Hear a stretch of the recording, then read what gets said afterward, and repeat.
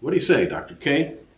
I say, welcome to the Folk School on Willow Creek, featuring University Distinguished Professor Tom Easern, singing and telling stories from the Salon on Willow Creek. Okay. I need a bed for the night, boys, and my horses need hay.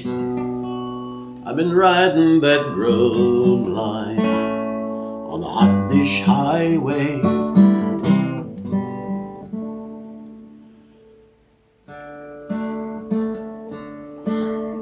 Now, O Lord, lend me thine ear, the prayer of a cattle king to hear. No doubt many prayers to thee seem strange, but won't you bless our cattle range?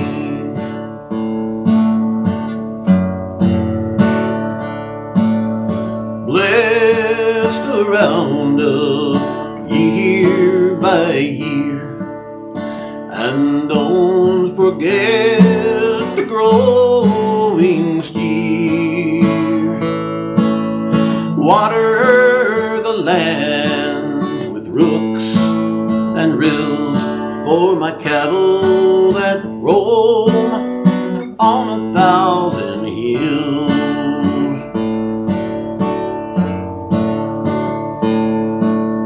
Now, oh Lord, won't you be good and give our stock plenty of food, and to avert the winter's woe, give Italian skies and little snow.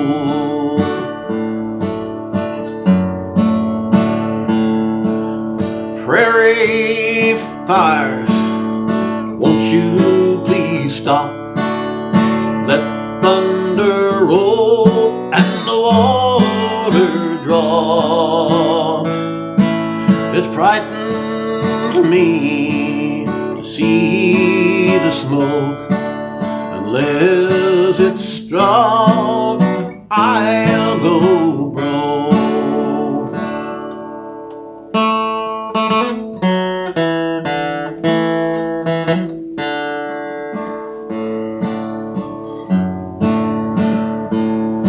As you, O Lord, my herds behold, which represent a sack of gold, I think that at least 5 cents per pound should be the price of beef the year round.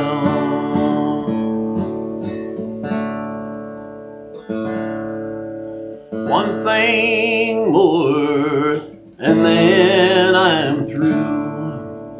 Instead of 1 calf, give my cows 2.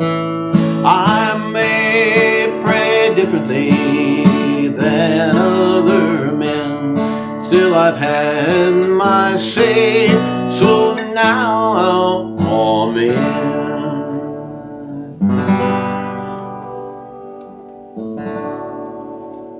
Now, O Lord, lend me thine ear, the prayer of a cattle king to hear.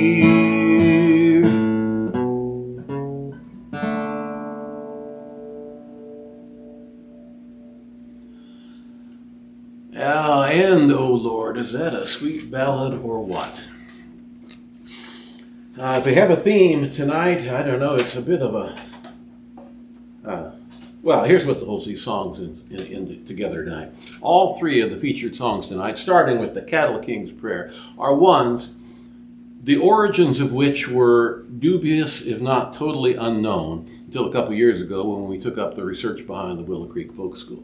And now all three of these songs we have pegged. Two of them for dead certain as to the original author, original text, and then a lot of the lineage coming down, but right back to the headwaters. The third one, the earliest known text, however.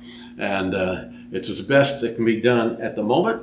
Perhaps more source material will come available. But that's a Cattle King's Prayer that we just started out with. And what are you telling that there? What are you photographing here, Dr. K? Oh, yes, the peanut gallery down here. Yes. What you can't see from there, I expect you'll see a photo of it here before too long. The canine contingent of the household have settled in for the duration. Remember Dr. K, several weeks ago we were driving home from Oklahoma and passed through South Hutchinson. And there it was, like a Butler building, a tin building that said Cowboy Church on it. Remember that? Mm-hmm. Cowboy Church movement, that's a story we'll have to tell sometime here, but it started with a guy from California. I'm pretty sure he's an Oklahoma State grad, however. We'll have to go back on that here. Don't hold me to that yet.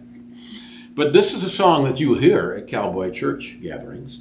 You'll hear him at Cowboy Poetry gatherings. And you'll hear it under the name Cowman's Prayer, and nobody knows where it came from, right? I almost said nobody knows where the hell it came from, but that would be inappropriate for the song. It's the Cowman's Prayer, or as we learn, it's the Cattle King's Prayer. And that Cattle King phrase has been laid aside because, it's not very democratic, you see. But it was the phrase at the time when this song appeared in the Fort Benton River Press, Fort Benton, Montana, on the Missouri River, 22nd of September, 1886, in the middle of the open range cattle industry. And then the origins of the song were lost. And people picked up research, picked up a version here and a version there. But we got the original with the help of a retrospective article in the Fort Benton paper in 1930, which had the visual evidence of four guys getting together and disclosing that they were the ones behind the song. And specifically, I'm dead certain it was the cattleman John Lepley, who was a hard-nosed cattleman, but like many of them, had a pretty good liberal education and could turn out a set of stanzas. He also was kind of prescient. "Oh Lord, lend me thine ear." What's he worried about? Well, it's been a drought year already in 1886, and he's looking toward what he thinks might be a tough winter. And so it turned to be the legendary blue winter of 1886 and 1887. And then his prayer, the words right there. "To avert a winter's woe, give Italian skies and little snow." Now, Ingram discloses Italian skies is a 19th century phrase. It's not used in the 18th century, it's really not used in the 20th century, but in the 19th century, to Brits in particular, who live in a gray winter country, Italian skies were, that was the Elysian fields, to get into Italy in winter. And so he's envisioning Montana having Italian skies. I'm going to argue it's not that unreasonable for him to think that way. He was sold a bill of goods. But that's our first featured ballad, which we've pinned down through original text and origins. And you can tell that's kind of a point of pride to me as a historian.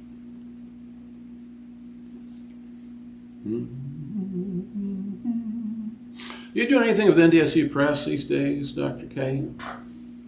Yes, we are. As a matter of fact, I had the honor, I received an invitation to travel out north and west of Fargo to Belcourt, where I got to observe the 50th anniversary celebration for the Turtle Mountain Community College.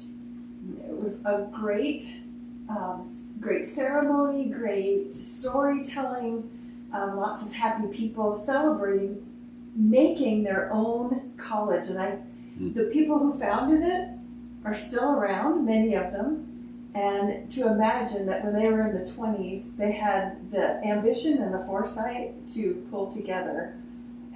I don't know any other people who founded a college, though that was pretty cool. We could do it. Oh, could we? We could do it right here. Can we make and it might come to that one of these days. Well, one of the things that was important why I wanted to go out there is I've been working with an author who has written a history of the Turtle Mountain Band. Oh, yeah. Who's that guy again? His name is John Shaw. Yeah. And the community has really supported his work, and we're working hard on getting that through editing and production, and it will go off to print before long. So really excited about that work, and excited to meet some of the people that have had a hand in getting the manuscript to the stage it's at now. Well, it's not like Turtle Mountain is without its historians. The country is full of historians. Throw a rock anywhere, and they'll tell you history. But now getting a comprehensive written history. Yeah, and it is just for a certain period. I think it's up to 1905, and it focuses on treaty laws. Yeah. So it's well documented what was going on with treaties and agreements from that time period. The formative years of the modern Turtle Mountain Nation. Yeah. Turtle Mountain Chippewa Nation. Oh, that'll be a great addition. It's a great big book. It's over 400 pages. It's got a nice index. Did you hear any decent music while you were there? I did. I wrote to say thank you to someone for inviting me to go out, and I remarked, I finally understood the words to one of the drum songs, and that's because it was the thanks song, the thankful song. All Miigwech. It was all Miigwech, Miigwech, about 100 times, and so I thought, I understand this song. Well, they say thank everybody 7 times, right? And you need to thank them. That was a little more. I think they got it.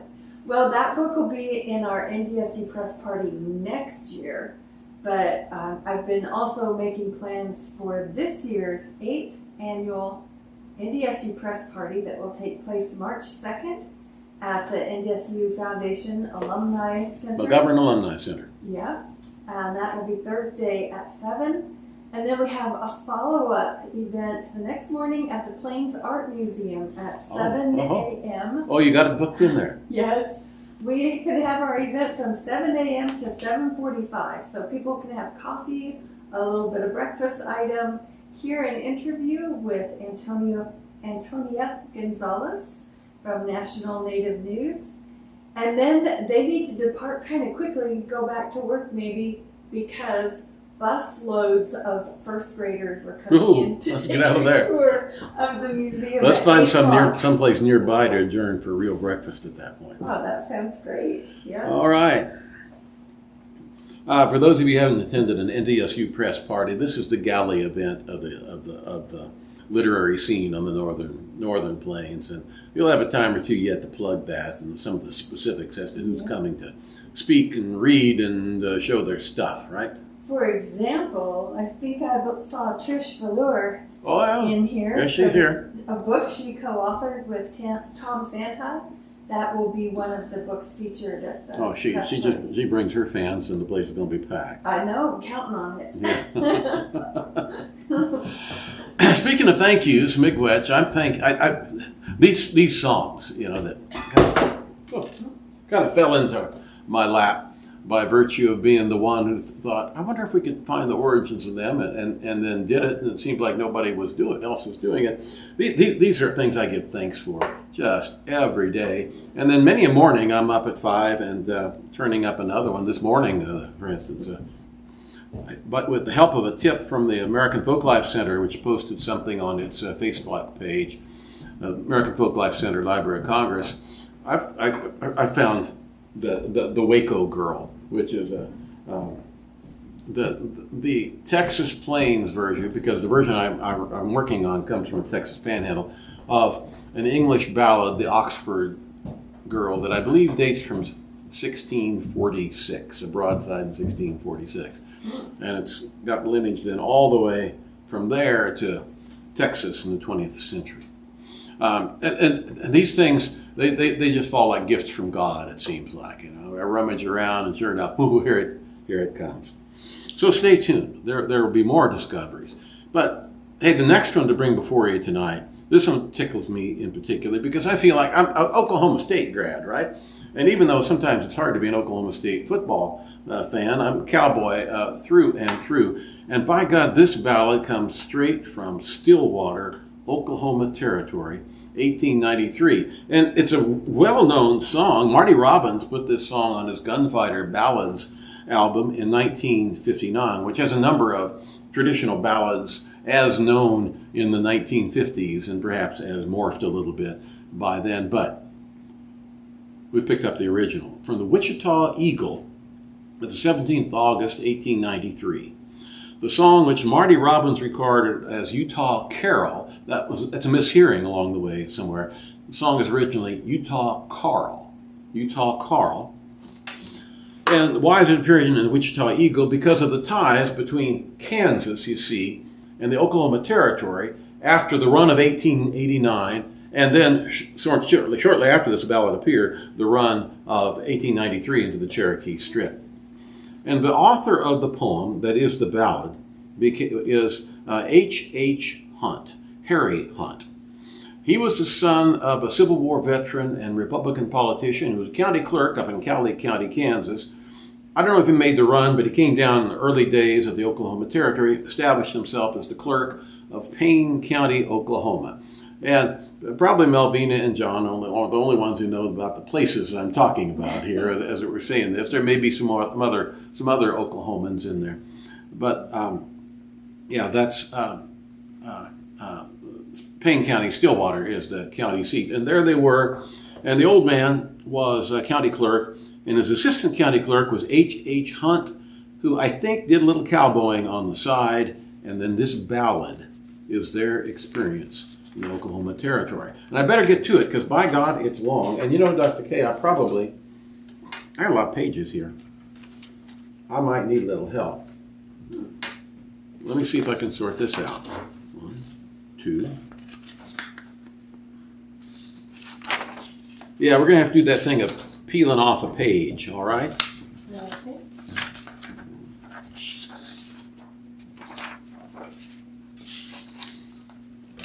Okay.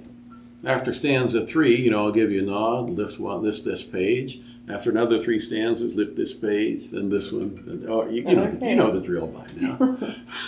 I just might not know when you get to the end of a stanza. A highly sophisticated operation we got going, folks. This is Utah Carl. Oh, get out your box of tissues. And so you ask, my little friend, why I'm silent, sad, and still, why my brow is always darkened like the darkness on the hill. Pull in your pony closer and I'll tell to you the tale of the Utah Carl, my partner, and his last ride on the trail.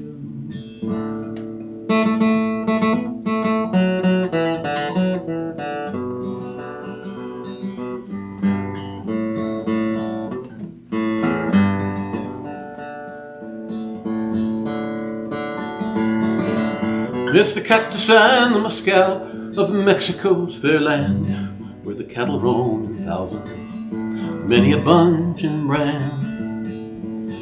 Is a grave without a headstone, all unmarked with date or name. There my partner sleeps in silence, there's a place from whence I came. Long we roamed the range together, for we've ridden side by side, and I loved him like a brother, wept when Utah died. Side by side we rode the Roundup, roped, cut out, and burned the brand. Through the storm and weary darkness, joined the night herd's weary stand.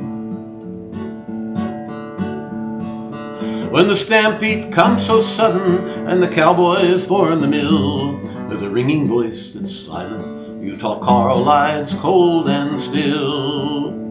'Twas his voice controlled the stampede as it rang out loud and clear, and the cattle, when they heard it, overcame their maddened fear. Every boy upon that cow range knows how bravely Utah died, and they pass his grave in silence, and they speak his name with pride. For he fell as cowboy should, never blanched or quaked with fear, when his steers rushed upon him, and the rush of death was near. And the rush of death was near. We were rounding up one morning, and our work was almost done, when on the right the cattle started, and a wild and mad and run. When the boss's little daughter, who was holding on that side, started in to turn the cattle, and was there my partner died. On the saddle of the pony which the boss's daughter sat, Utah Carl that very morning had thrown a red blanket that the saddle might be easier to Lenore, his little friend, and the blanket that he placed there brought my partner to his end. As Lenore rushed in her pony to the cattle on the right, the red blanket slipped beneath her, catching in her stirrup tight.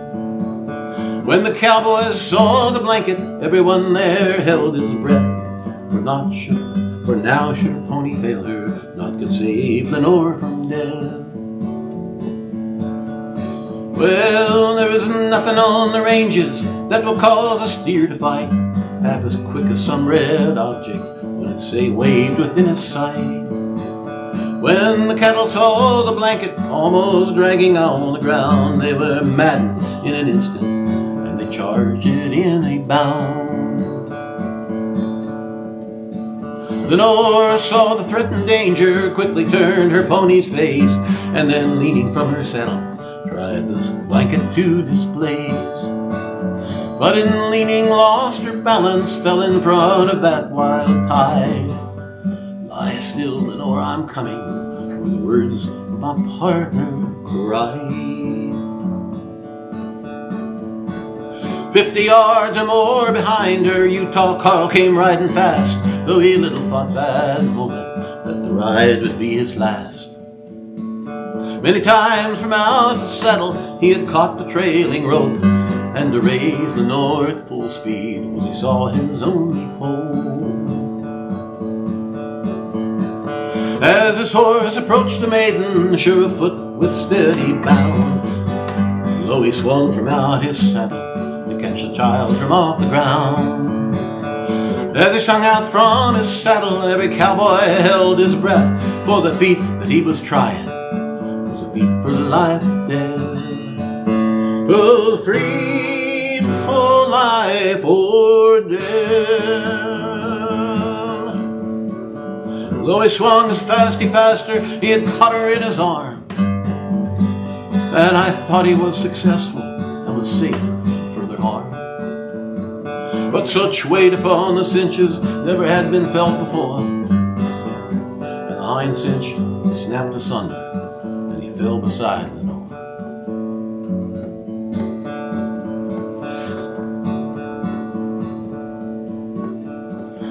And Lenore fell from her pony, she dragged the blanket down, and it fell there close beside her as she lay upon the ground.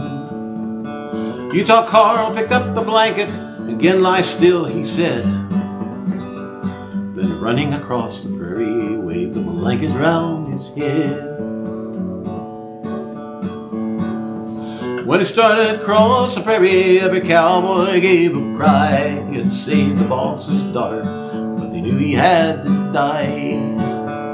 He had turned the maddened cattle from Lenore, his little friend. Oh, but now they rushed upon him, and he stopped to meet his end. Quickly then from out his scabbards, Utah Carl his pistols drew. He was bound to die a-fighting like a cowboy bold and true. And the pistols flashed like lightning, the reports rang loud and clear, but still the herd came a-rushing, though he dropped the leading steer. Quick the cattle were upon him, and my partner had to fall. Never more to cinch a bronco or to give a cattle call. There he died upon the ranges, and it seemed most awful hard that I could not make the distance in time to save my part. When he broke into the circle on the ground, my partner lay. From a dozen wounds and bruises, his young life had slipped away. And I knelt beside him there, and I knew his life was over. I heard him faintly murmur, I'm coming, I'm still north. And these were Utah Carl's last words. He'd gone that endless trail, and he closed his eyes with reverence while his face grew ashen pale.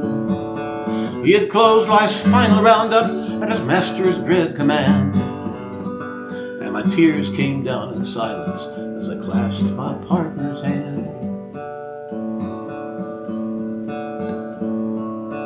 There's some there, Gwen, bright future, so I've heard the preachers say, and I think that my young partner won't be left at that last day. And if but an unknown cowboy, he was ready there to die, and I know that my young partner has a home beyond the sky. Got a home beyond the sky. Got a home beyond the sky.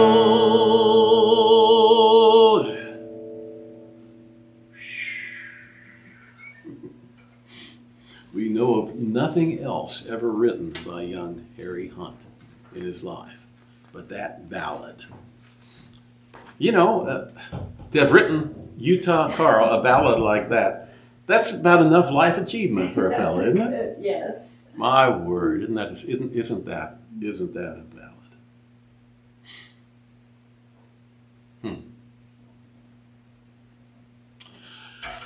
Well, you have any interesting friends on the chat line? Well, they're all interesting. Are they all behaving? They are both of those things.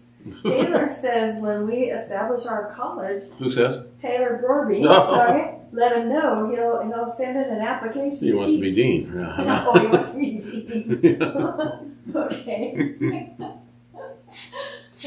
Well, Michael Miller says NDSU is wrestling tonight, and the last score he gave me, we were way ahead. Who are we wrestling, Michael? Oklahoma. Oklahoma? And we're pinning Oklahoma out there, Michael? Oh, keep us updated on that one. Yeah. We've not only got the Stillwater's greatest Stillwater. I think that has to be the greatest literary creation ever to emanate from Stillwater, Oklahoma. What? Utah Carl. Oh, okay. And if that's not enough, NDSU slapping down Oklahoma tonight. Excellent. Well, also earlier when you were singing Hot Dish Highway, Ken Smith says apparently it translated as Hot Fish Highway. Hot Fish Highway. That would be a tuna casserole, wouldn't it? I don't know. Maybe something to look for. Oh, well. Those translation or transcription programs are a hoot, aren't they? Artificial intelligence, indeed. Anything else you need to announce yet today? I don't think so.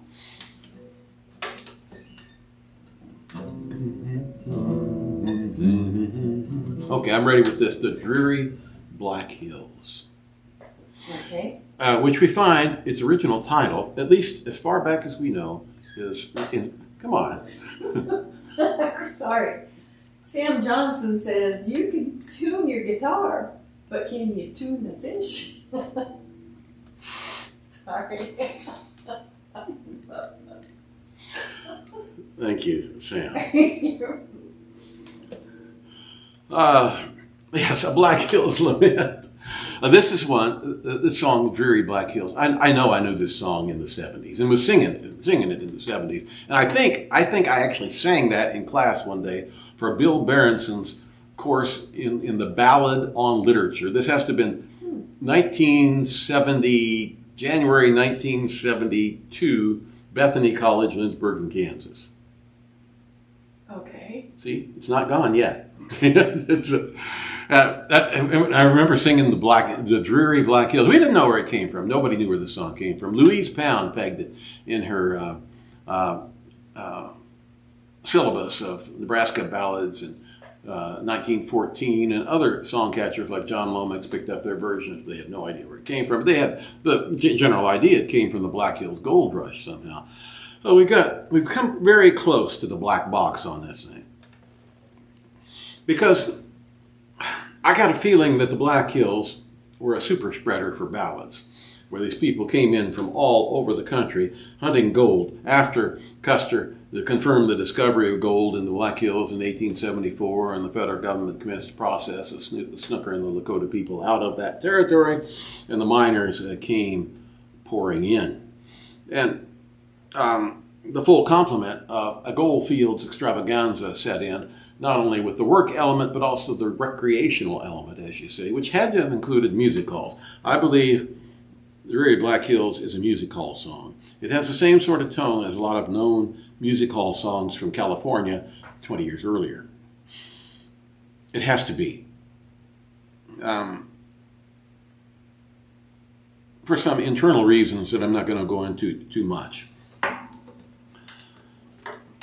I think it was born on the masculine music hall scene of gold miner entertainment in the Black Hills in 1876 or 1887. And our first version comes from the,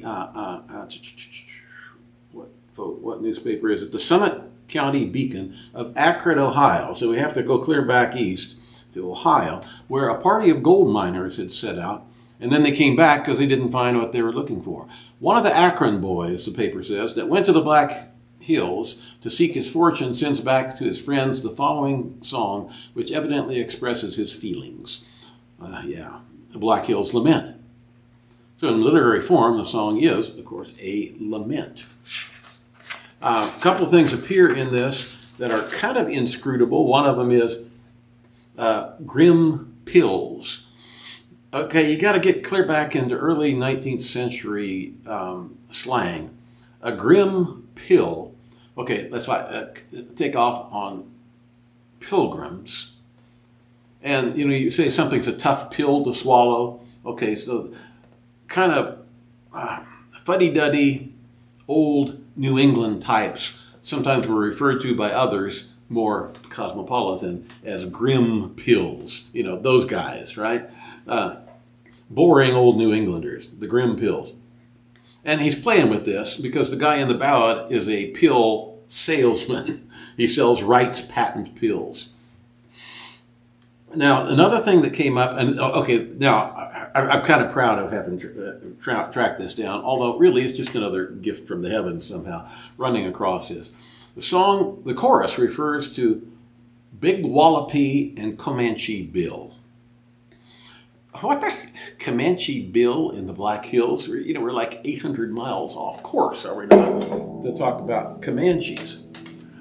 But no. Comanche Bill was a dime novel character from Minnesota who claimed his parents were killed in the Dakota War in Minnesota in 1862, and he roamed the whole American West, indiscriminately killing Indians anywhere he could find them. That's the story in these dime novels. He's on a revenge quest out there against all native peoples. Okay, that's Comanche Bill. And so I envision some dance hall performer. Well, that'd be a good name to stick in this thing, just kind of as a hoot. Because people made fun of Comanche Bill. They knew he was a complete fraud. But he had a horse. Now we come about the Wallopy in the song. And it finally struck me.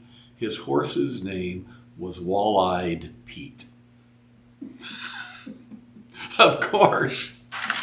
Of course. I don't know why Dewey's Pound never finished and figured that out. It's 1 century ago, huh? We're going to do the Dreary Black Hills. Kind friends, you'll pity my horrible tale. It's an object of pity and looking quite pale.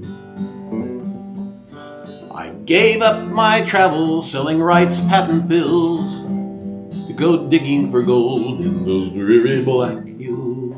Don't go away, stay home if you can, far, far from that city that's called Cheyenne. For Big Wallopy and Comanche Bill are scalping untold in those dreary black hills.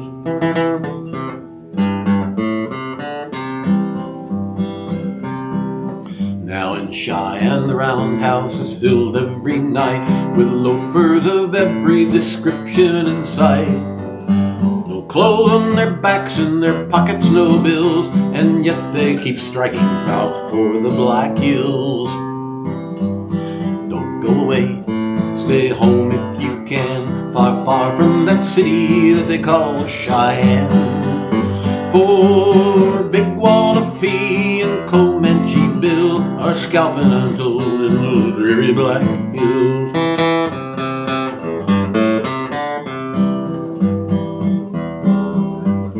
Got the Black Hills and no gold could I find. I thought of the free lunch I left far behind. Through the hail, rain, and sleet, nearly froze to the gills. Well, they call me the orphan boy of the Black Hills. But don't go away, stay home if you can, far, far from that city that's called Cheyenne. But Big Wallopy and Comanche Bill are scalping untold in those dreary Black Hills.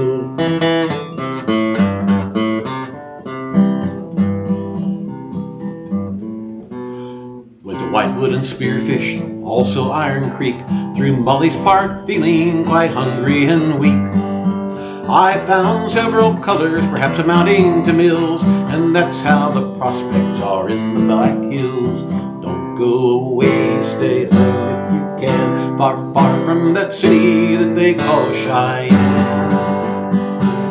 For Big Wallopy and Comanche Bill are scalping untold in those dreary Black Hills. Should you find an employer to give you a job, you'll find many before you are awaiting the nod. The consequences, hundreds of these grim pills are starting for home from the dreary Black Hills. Don't go away, stay home if you can, far, far from that city that they call Cheyenne. Big Wallopy and Comanche Bill are scalping untold in those dreary Black Hills. And now to conclude this advice I unfold, don't go to the Black Hills looking for gold, for Crazy Horse, Sitting Bull, and all their pills are scalping untold in the dreary Black Hills. Don't go away, stay home if you can, far, far from that city that's called Cheyenne.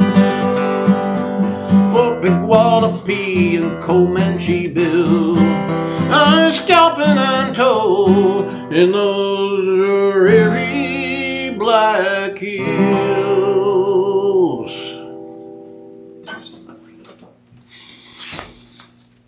The Dreary Black Hills, or Black Hills Lament, take your pick. Well, it's been a privilege to dig up songs like these, and I begin to feel like the song catchers of a century or more ago did when they were roaming the countryside, sometimes corresponding over the countryside, but often literally traveling the countryside, sometimes with heavy Edison cylinder recorders trying to catch these ballads out of the air because they figured they're going to be gone. They're going to be gone forever. It turns out there was a bit of a backstop. The newspapers were catching them and setting them down. They didn't know that at the time, though. Well, now we're picking these things out. We're plucking them out of the archive of folk song that is found literature out there. And they had the sense that it was their duty to create a body of literature, that they were the heirs of Professor Child and Kittredge there, who had put together the Child Ballad collection of English balladry, and they're doing that. They're creating a country by dragging these things up to the surface. And in our own way, we feel like we're doing that now, that we can reinvest the Great Plains of North America with a canon of balladry that does it great credit. And so, a year or so ago, I composed a bit of a tribute to those song catchers of a century and more ago that we feel a kinship with. People like Jack Thorpe, the first cowboy ballad collector. John Lomax of Texas, the greatest of them all. George Milburn of Oklahoma, who collected the hobo ballads from the rail yards. Frank Dobie, Texas. Franz Rickaby from University of North Dakota. Ira Sires, Myra Hall from Newton, Kansas. Americo Paredes. Oh yeah, as I name these off, I recall books that I get for Christmas. Dr. Kelly is responsible for enabling a lot what goes on here, including answering my Christmas requests, like this work on the ballad collectors in North America. And M.J. Bremner, unless I'm mistaken, this is your great-great-grandfather right here, sitting with Francis Dinsmore, the ethnologist. Now, if MJ's on there, see her? Right there. Right there. What else have we got here? Well, Americo Paredes' book, Pioneer Ballad on the Corridos, the Ballads of the Rio Grande. You'll school me up on enough Spanish to sing some of these ballads, one of these, Dr. K. I that'd be fun. Get past English and German and do some of that. Or Louise Pound, Poetic Origins in the Ballad. Louise Pound, what a woman. Arguably the greatest female athlete in the history of Nebraska. She founded the women's basketball team at the University of Nebraska like 120 years ago. And as a professor, played on it herself with the college girl. It's kind of like Professor Ballad here at North Dakota Agricultural College, founding the football team about the same time, and then he played on it. I guess that's what we'll have to do if we start a university. Yeah, we'll have to. Yeah. Well, okay. So, these are like Holy Writ. These works from the early song catchers to me. Carl Sandburg is in this ballad. But Dr. Pound comes in as the key figure in the end. And so here it is. This is the last roundup of the cowboy songs.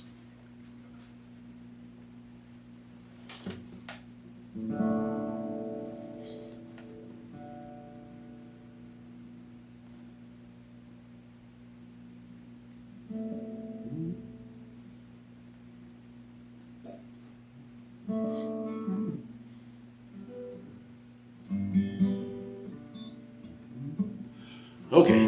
We were camped upon the prairie about a century ago, as the roundup of the cowboy songs was on. For all the old song catchers came together one more time to round them up before they would be gone. There was Jack Thorpe with his mandolin, John Lomax in his tweeds, with a crew of ballad hunters riding hard. And a cylinder Victrola in the chuck wagon was stowed, just in case there was a ballad to record. We sent George Will up Big Muddy to comb the Missouri breaks, and Piper worked the Big Sioux River hard. In the Indian Territory, George Milburn rode the rails through the hobo jungles and the railroad yard.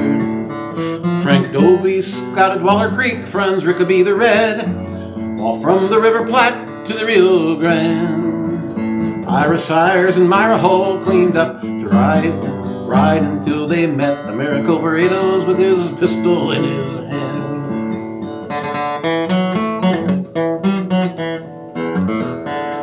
Well, we gathered all the ballads on a bed ground chosen well, there to sort 'em and decide which ones to keep.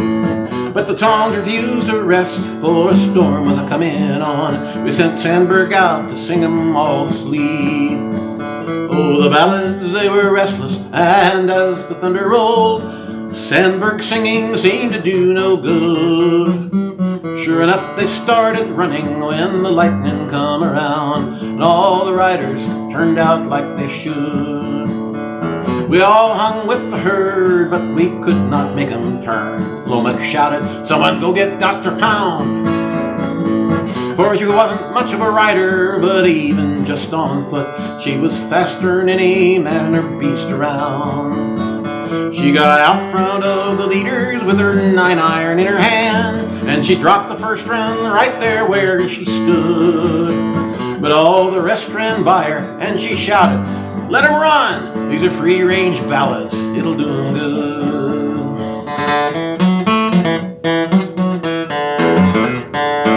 Now some of those wild ballads would be gentled for to ride, and they came to love the winter in the hay. But the rest of them are running on the prairies that they love, and they have not been confined right to this day. You can love them, you can sing them, you can analyze them too, you can catalog and digitize them all. But never try to tame them, or they soon will pine away. Then we'll have no ballads left at all.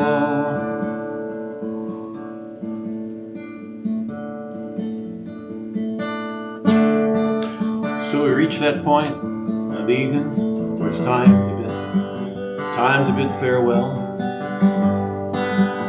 with solemn wish that all of us have picked up a little something by way of knowledge, appreciation, maybe even love for this land where the deer and the antelope play. Lord, won't you bless our cattle range, Italian skies and little snow, 50 yards or so behind her, Utah Carl came riding hard. Don't go away, stay home if you can. Stay away from that city they call Cheyenne. Still, I misheard a discouraging word, and the skies are not cloudy. We've got free-range ballads all today. Free-range ballads do you good, and the sky is not cloudy all day. No, the skies are not cloudy all day. What do you say, Dr. K? We now conclude today's edition of the Folk School on Willow Creek. We invite you to join us again next Friday at 8 p.m. Central Time for more songs and stories.